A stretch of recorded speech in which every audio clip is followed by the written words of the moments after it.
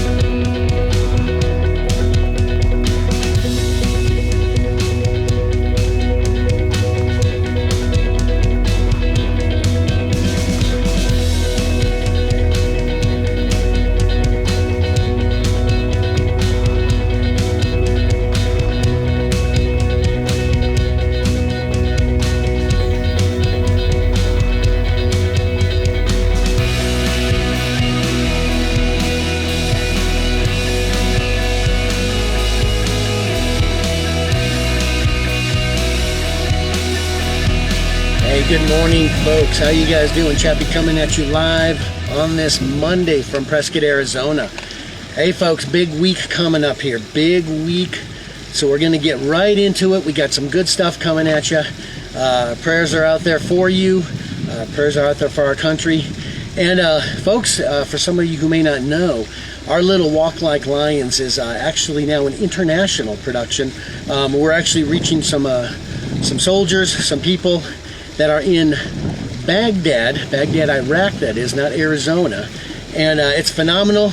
If you guys are on, shout out to y'all. Thanks for watching, and I hope things really impact you in a good way from these little devotions as we do them. All right, folks.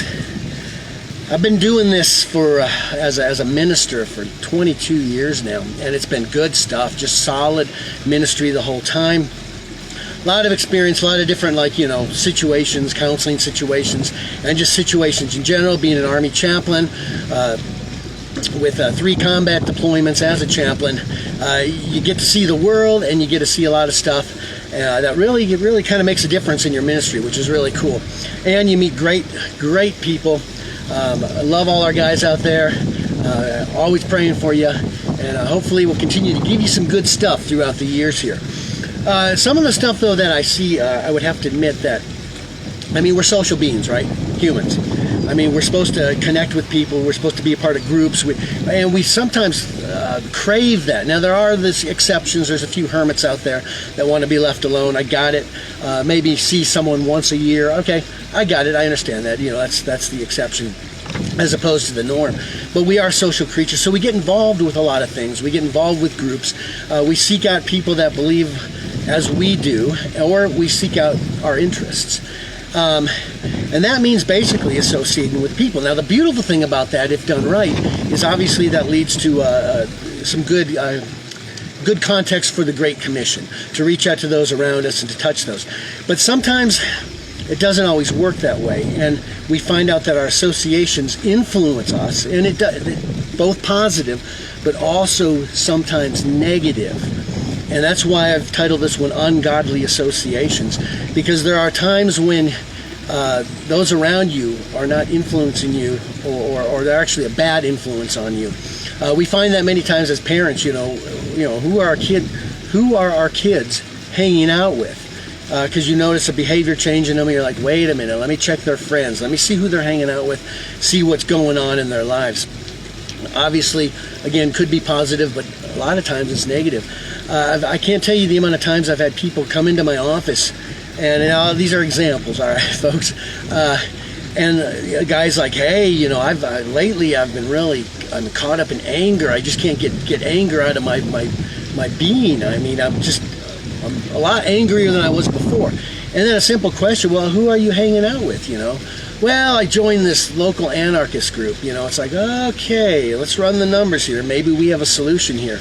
Or husband comes up, he's like, man, my wife's really getting on me for drinking and stuff.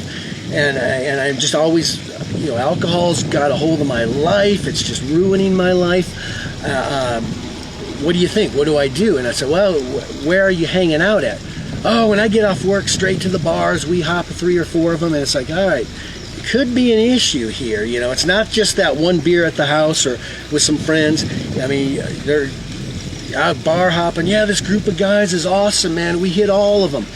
So as you can understand, again, associations could be positive, but a lot of times they could be negative, and we really have to be cognizant of that in our lives, because who we hang out with, believe it or not, could influence us deeply in one of those directions.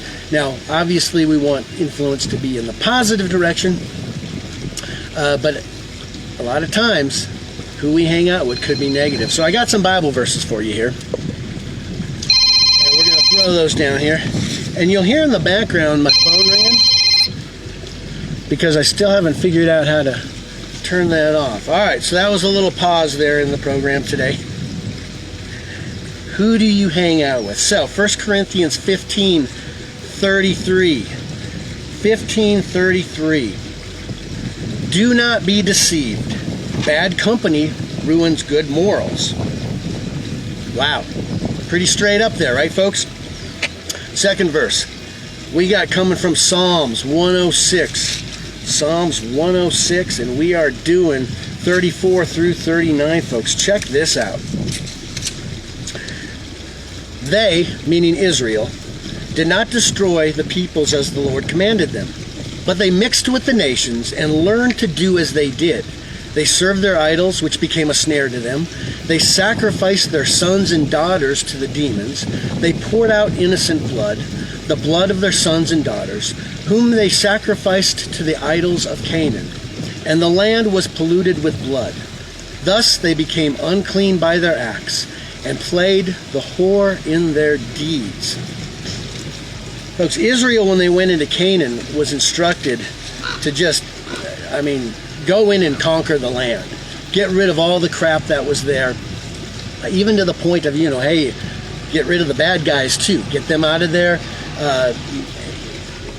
and establish a holy nation.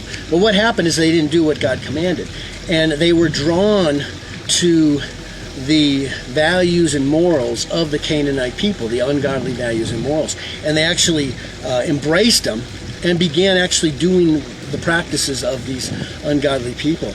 And all that stuff about sacrificing the children, folks, we're talking, it wasn't just, kids, this is sick, kids, that were born. It was the whole Moloch worship, which in today's day and age is abortion. So you have to understand how deep this goes, the associations we have around us. Folks, I would say if you take a look at your life and you want to live a godly life and have godly morals, find groups to associate that have godly values and morals in them, godly people, godly men and women, and embrace those. Now, that doesn't mean we don't go out and do the Great Commission and reach out to all the people, but it's critical that we understand this concept, that we can be influenced by those around us. I would say just test everything. If you're in a group and they say, hey, let's open in prayer to Beelzebub, you're probably in the wrong group, folks, all right? It should be, hey, let's open in prayer.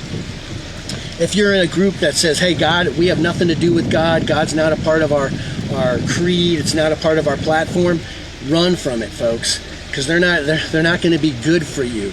On the spiritual side, if you're a part of a group that supports stuff like killing babies and just doing stuff like that, and anarchy and just chaos, run from those groups, folks.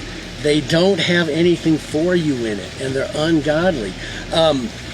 There's a guy named Bonhoeffer, Dietrich Bonhoeffer. He was a Lutheran pastor, or a German pastor, during pre-World War II and during World War II. A really cool story. He had actually ended up becoming a double agent, working for the Allies, but yet, hey, yeah, I'm a good German here. I'll go go do this for you. So his double spy, he actually was part of the assassination plot on Hitler, and that's when he got caught and then thrown into prison and was executed from that point on. But Bonhoeffer truly believed that if you were a part of a group and you knew that they were sinning or they were doing something wrong, that your silence also meant you were guilty. I mean, so basically it was this, well, yeah, I don't believe in abortion, but I do support this group. That's wrong. You are guilty of the sins of that group. Here's his quote, as he said, "Silence in the face of evil is itself evil. God will not hold us guiltless. Not to speak is to speak. Not to act is to act." And that really weighed on him.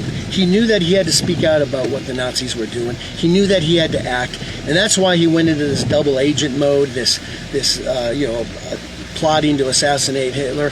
He went into this mode because he said, I can't be silent. I know that the Nazis and the German people are knowingly killing Jews, and that's evil. And we can't sit there and just let this happen.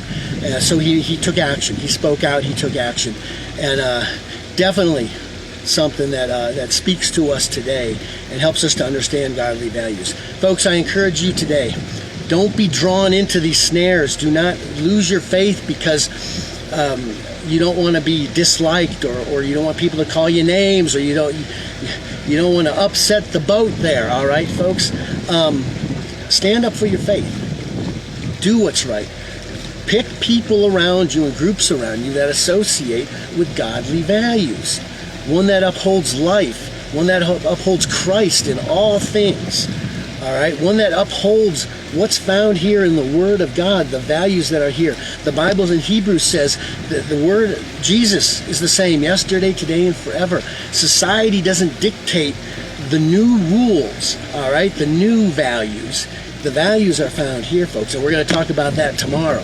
So, folks, I'm excited. I'm excited to what God's doing. Excited to what God's doing in your life. I hope this touches you.